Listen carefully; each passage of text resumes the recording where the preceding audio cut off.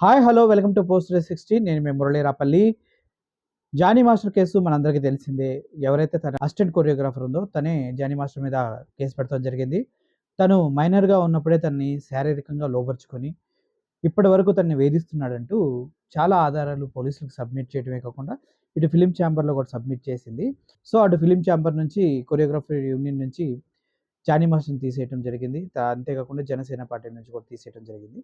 ఇప్పుడు జానీ మాస్టర్‌ని 4 రోజులు కస్టడీ తర్వాత, ఈ 4 రోజుల రిమాండ్‌లో జానీ మాస్టరు అనేక సార్లు పోలీసులు ప్రశ్నించినప్పటికీ ఎటువంటి సమాధానాలు చెప్పకపోగా, విచారణకు సహకరించట్లేదు అంటూ పోలీసులు చెప్పడం జరుగుతూ ఉంది.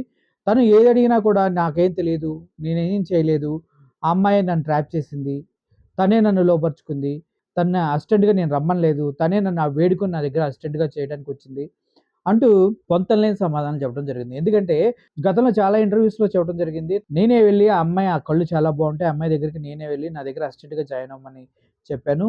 అలా జాయిన్ అయింది. అలా అనేసి చెప్పడం జరిగింది. అవన్నీ చూసుకుంటున్నప్పుడు జానీ మాస్టర్ మాత్రం ఎట్టి పరిస్థితిలో వాటికి సహకరించట్లేదు. పోలీసుల్ని కూడా మాత్రం వాళ్ళ దగ్గర ఆధారాలు చూపించి అడుగుతూ ఉన్నా కూడా నాకు తెలియదనే సమాధానం చెప్తున్నట్టు తెలుస్తూ ఉంది. ఈ ఈ టైంలో మళ్ళీ జానీ మాస్టర్ భార్య ఒక సంచలన నిర్ణయం తీసుకున్నారు.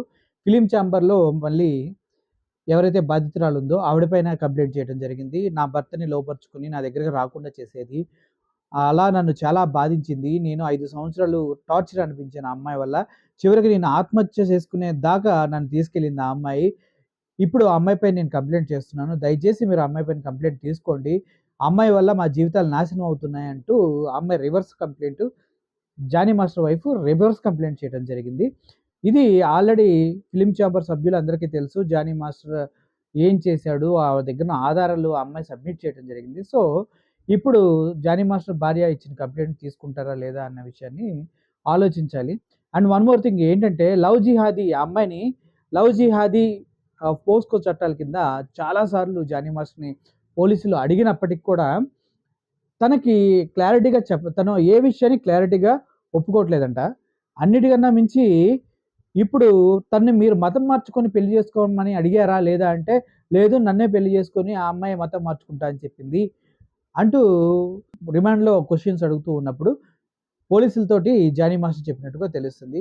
ఇవి విషయాలన్నీ చూస్తుంటే మాత్రం జానీ మాస్టర్ అంత ఈజీగా బయటకొచ్చే విధంగా అయితే ఏమీ కనిపించట్లేదు. ఎందుకంటే పోక్సో చట్టం కింద పెట్టిన కేసు మాత్రం చాలా సీరియస్. ఇందుట్లో నిజమని తేలితే మాత్రం మైనర్ పైన జానీ మాస్టర్ లైంగిక వేధింపులకు పాల్పడ్డాడని తెలిస్తే మాత్రం యావజ్జీవ కారాగార శిక్ష పడే అవకాశం కూడా ఉంది.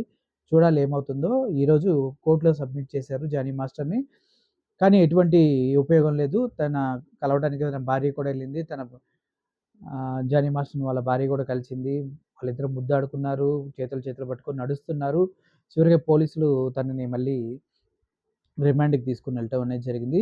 చూద్దాం జానీ మాస్టర్‌కి బెయిల్ వచ్చే అవకాశాలు ఎంతవరకు ఉన్నాయి? ఫ్యూచర్ ఏమైపోతుంది? ఇటువంటి విషయాలన్నీ ఎప్పటికప్పుడు మీకు అందిస్తూ ఉంటాం. Keep watching post 360. I am Murali signing off. Thank you so much.